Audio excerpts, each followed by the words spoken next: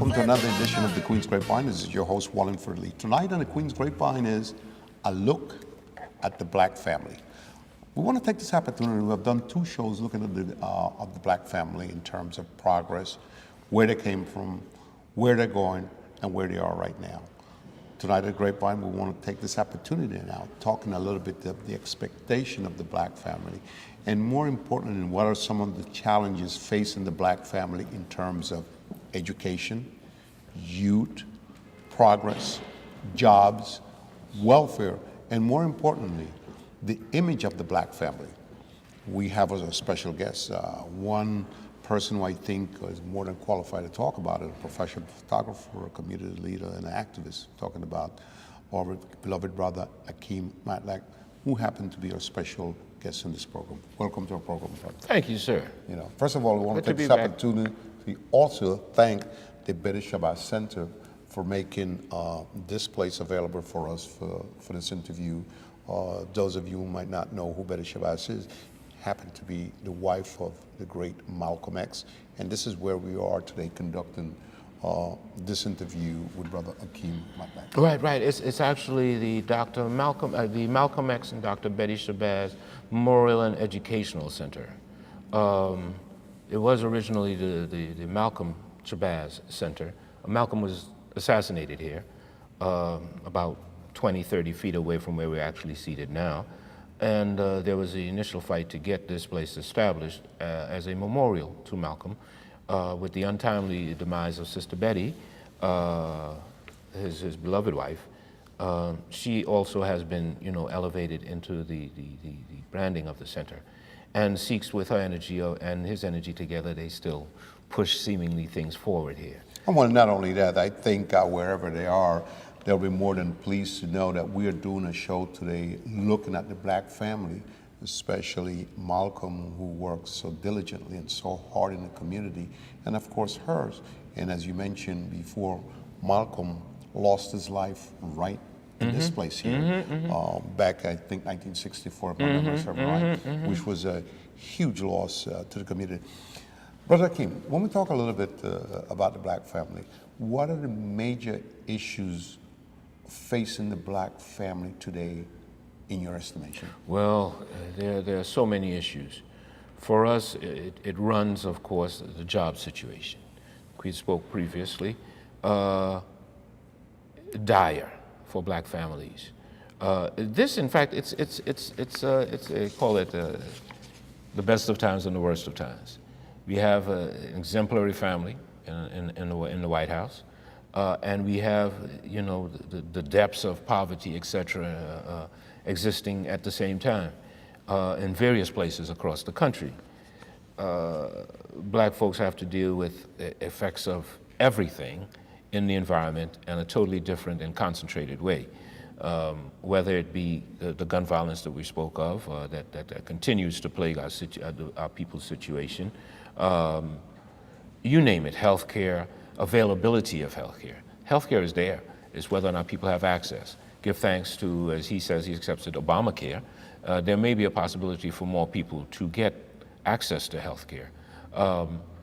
But even having access doesn't mean that people are going to take advantage of that access. Right about now, it'll be mental healthcare that needs to be dealt with very much in the community. Not to say that Black folks are more crazy than anyone else, definitely not, but they do have issues. They have various issues to address, and these manifest themselves particularly in the family situation. It's just exacerbated in that way and presents itself in ways where in other communities it happens in mass and flares into the awareness of the American public. But one that's watching this program is going to say to you and to me, shouldn't the Black family be more advanced than they are?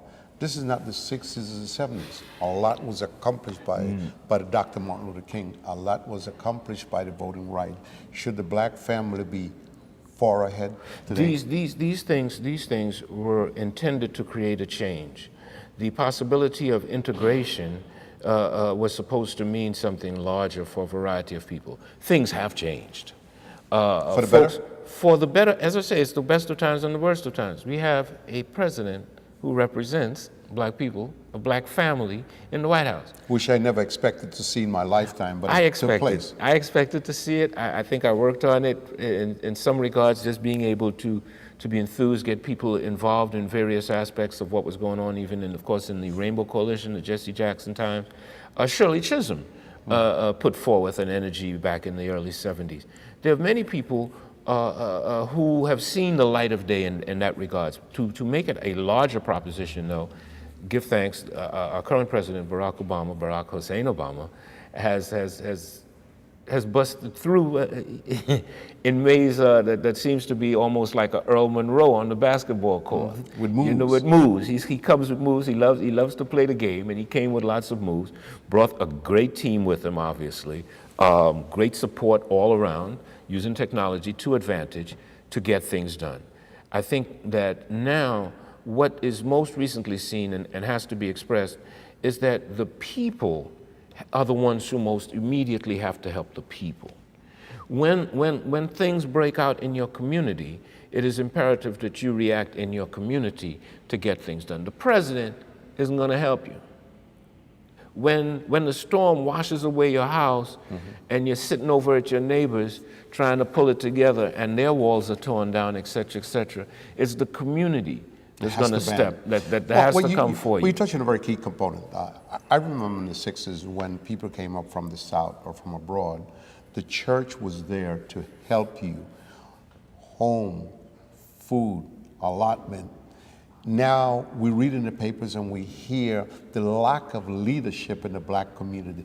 Is that acceptable to say that we don't have any strong leadership in the black community like we used to, like a King, like a Jesse Jackson? Is there a lack of leadership, or we lost something? You're speaking of exemplary people, particularly, of course, in the case of Dr. Martin Luther King. Times we're always in history, whether we realize it or not. And with the level of connectivity that we do have now, leadership, I think, will rear its head in totally different ways. Of course, there's the Reverend Al Sharpton, who is able to speak now on a larger platform and has some great ratings in a time slot that he himself, you know, is somewhat surprised, I'm sure. I'm happy you mentioned Al Sharpton, because I know for a fact that the newspapers, the New York Times, New York paper tried to destroy him many years ago, pictured him as a residential charlatan and stuff like that. I would like to think that he has done a lot of good work in the community, especially what happened in Howard Beach and stuff like that with a young man that just got killed innocently because he went to buy a car, and Al Sharpton Yusuf stood Hawkins. Up. Yes, Yusuf Hawkins. And I Many think that Al Sharpton came a long way. Now he has his own television show, and he represents a good portion of the New York community in a positive manner.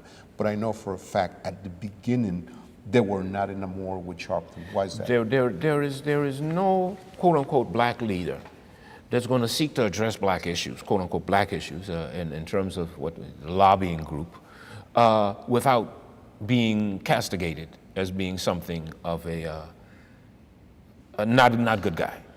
You're not, if you're going to take a position in terms of being realistic about what's going on in the black community, and you open your mouth and speak up, number one, you're supposed to be taken care of and put into place, as far as I see it, over time. We speak from the Malcolm perspective, we speak from the King perspective.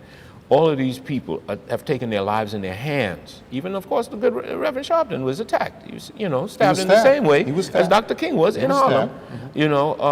So you realize that once you poke your head out of that tortoise shell, somebody's there to come either pop it or kick it or do something to it.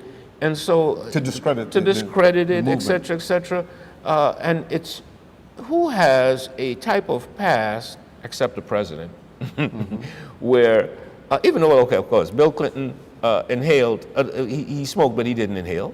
President Obama, has given into, the fact that he was involved with some level of, activity, but nothing obviously that affected him adversely enough to not get him into the presidential arena.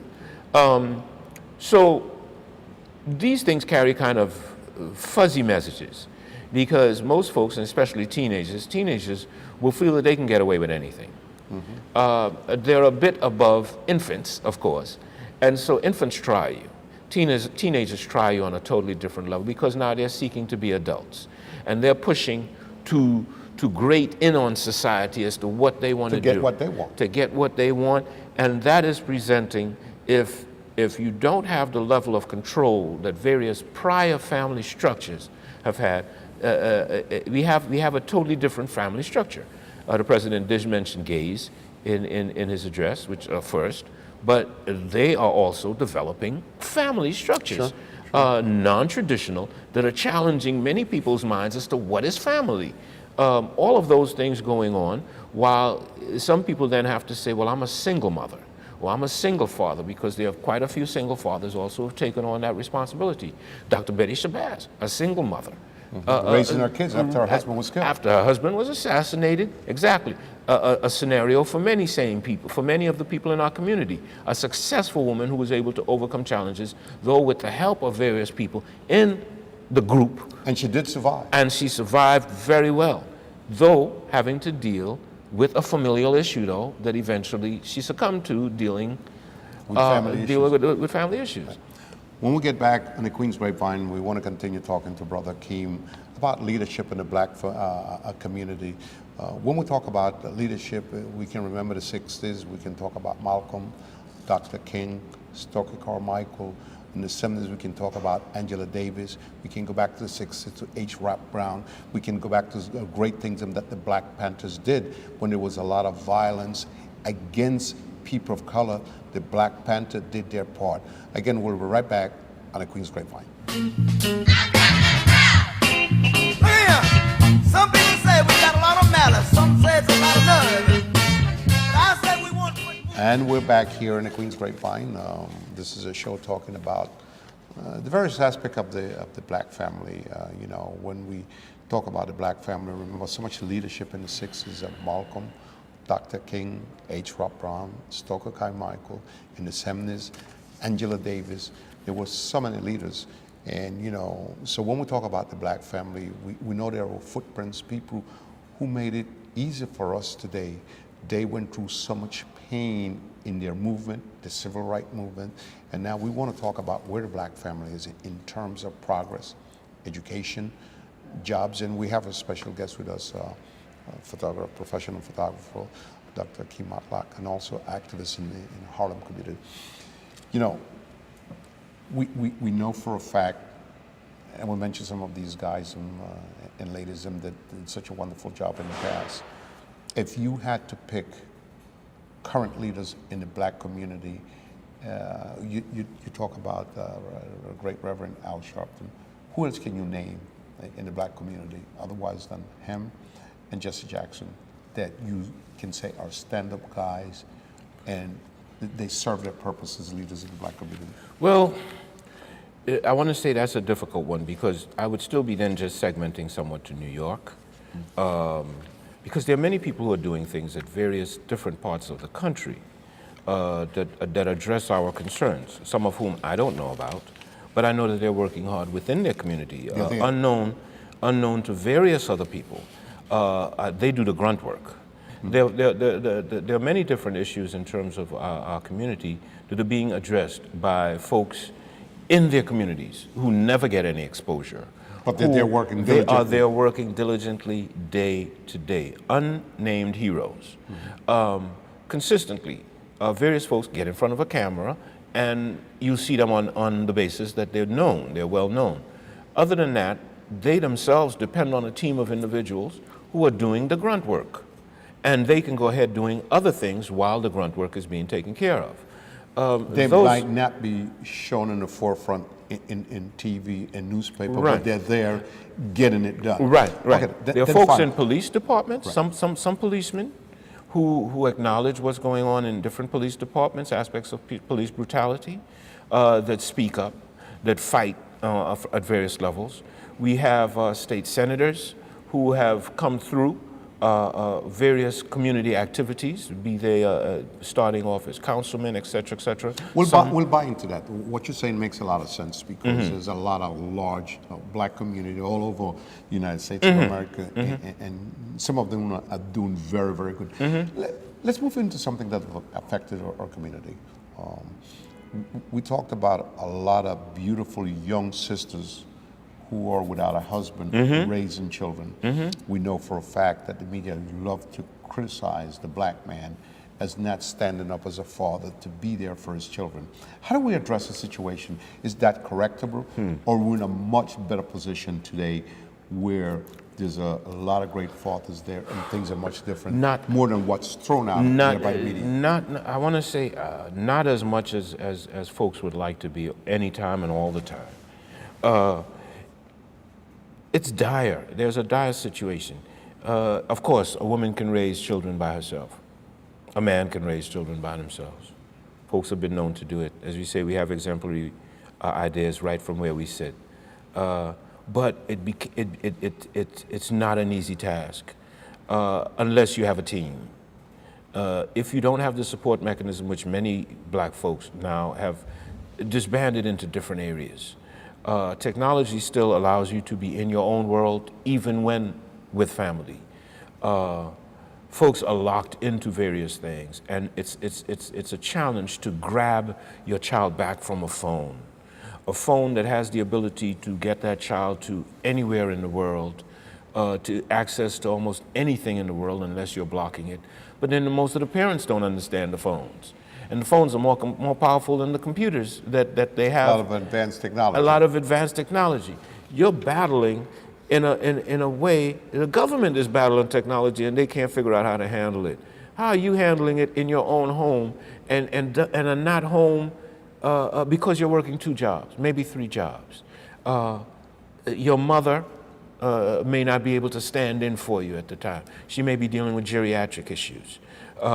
The dynamic then, still folks dealing with drugs, lack of good food in the community, leading to extremely poor health, high death rates, but early we still death. can say that today's black woman is strong, focused, Absolutely. hard worker, Absolutely. and one who loves her family, Absolutely. love her children, and no matter what, she comes pulling out, getting one way or the other, getting the education for her children. Can we say that? We can say that. We should say that, and these folks, of course, need to be lauded more. Mother's Day is one day. It should be every day of the world. It should be every day of the year, of course, and some people do have that level of celebration. It's just so transitory, the time that we have here. And unless we're able to express that level of love and appreciation interfamily, it's a sacrifice for us to try and deal with it any place else if we are unable to deal with it at the basic core family forms. Would you say that the black family is stronger than it was back in the 80s? I'm trying to say no, in that we know that various statistics as far as, and it gets foggy because we're dealing with marriage, folks being married, the solidity of a union. If you don't have that union, that doesn't say that you're not whole or that you're not a family, but you have more fighters on ground. You have more support. Oftentimes, that's why people in the continent, unbeknownst to many, have many children. They know that a certain portion of those children are going to die. There's a mortality rate that speaks to, almost immediate death. Some children are not going to make it past a month. Well, some people try to figure out, saying that the black community is in a demise because the lack of a fatherhood in the home with children. That's what the newspapers Yes. present. Well, I'm touchy on that issue because there are many beautiful and effective families. I continue to say it. Yes, it is the best of times and it's the worst of times. We have an exemplary family to look at. If folks are striving towards anything, there's no higher family to speak of right now. No better understanding of what family is about and what's necessary to keep family together. But they are high on Harvard. Good job, quote unquote, good jobs. Even though living in Chicago, living in a fairly what was considered a safe area, just till last night when somebody is killed, it's coming to a neighborhood near you. And it's still, black folks are dealing with this on a daily basis. The pressures that people have to deal with, the level of stress that people are dealing with is destabilizing in and of itself. It's of course as if not as intense as if you were in Palestine or various other aspects. Some might say Israel, definitely not as if in Afghanistan. You're hearing bombs continually. You know, you're being awakened out of your sleep.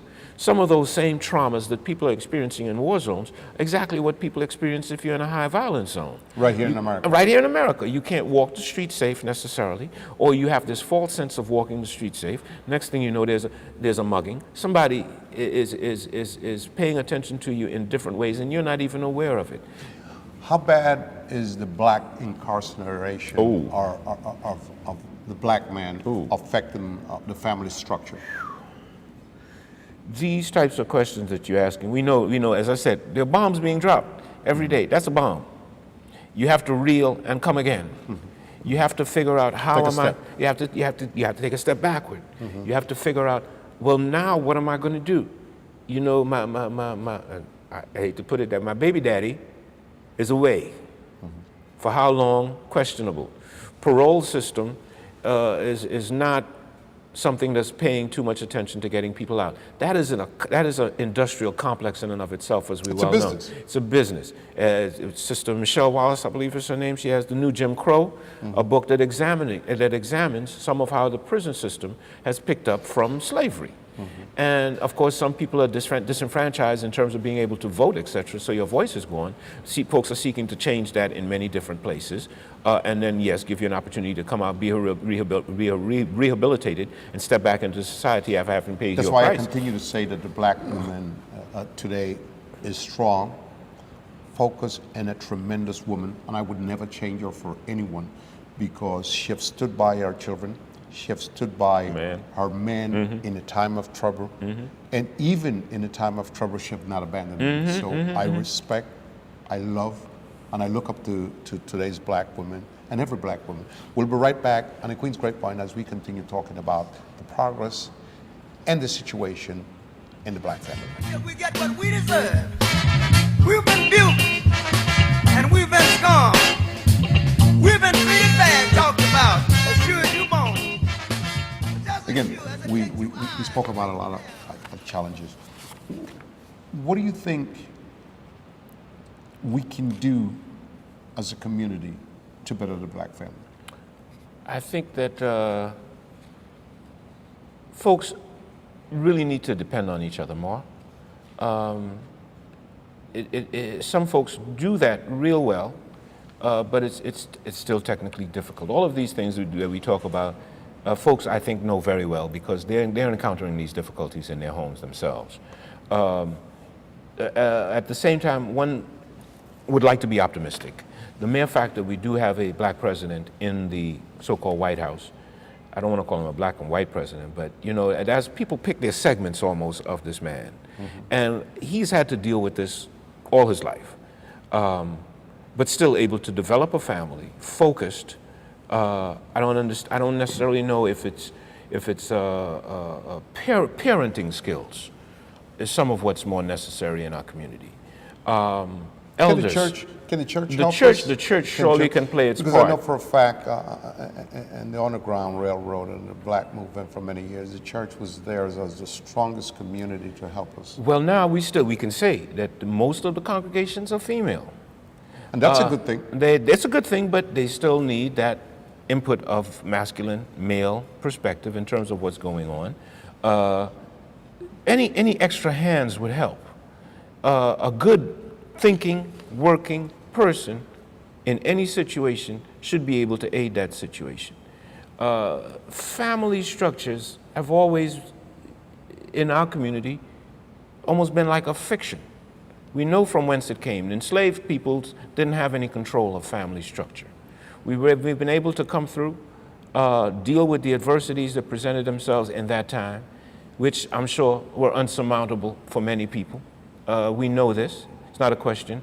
And we live in our time with some of the same issues. We hope and pray that more folks will see this, and that hope and prayers will not get it done. Work in the field will get it done. The actual labor-intensive activities that are necessary, it calls for above and beyond the call of duty.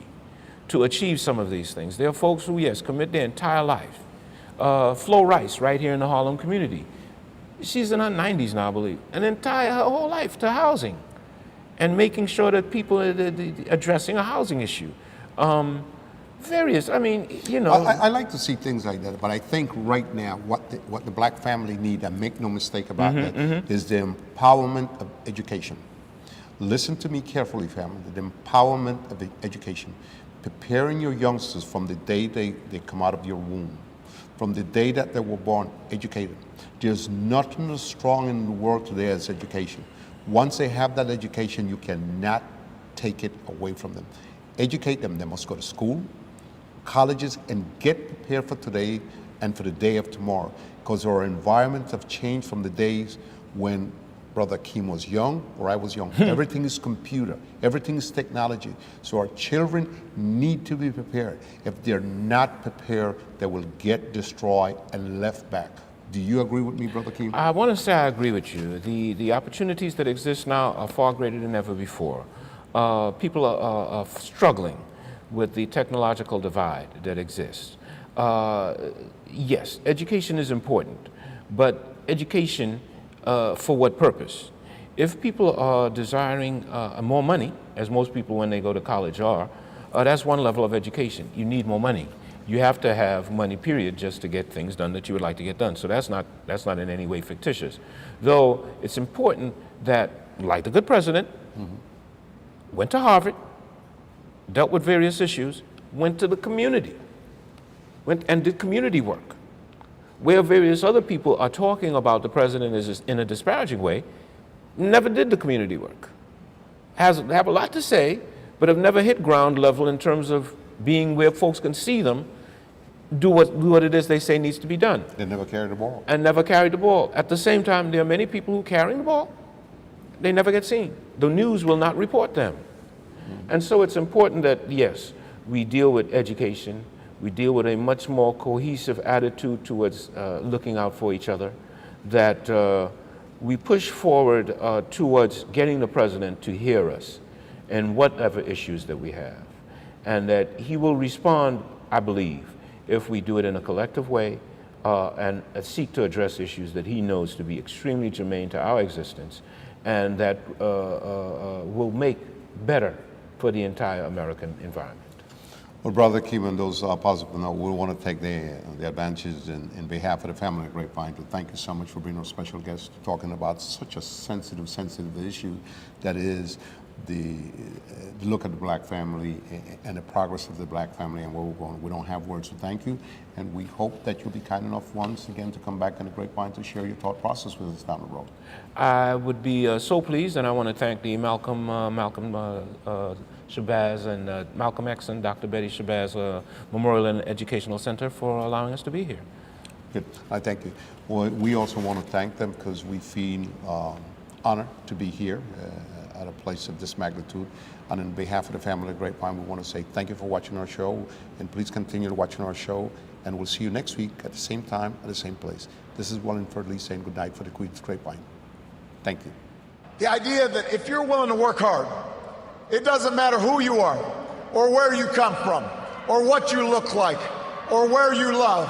It doesn't matter whether you're black or white, or Hispanic, or Asian, or Native American, or young or old, or rich or poor, able, disabled, gay or straight. You can make it here in America if you're willing to try.